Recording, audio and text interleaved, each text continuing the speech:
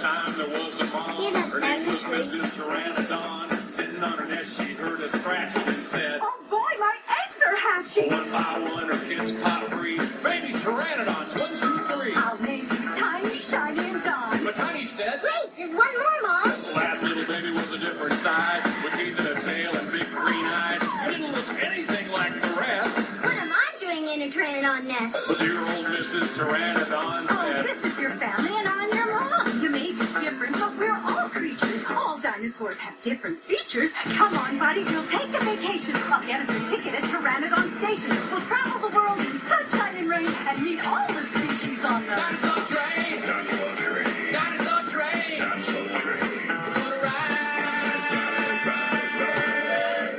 the dinosaur train.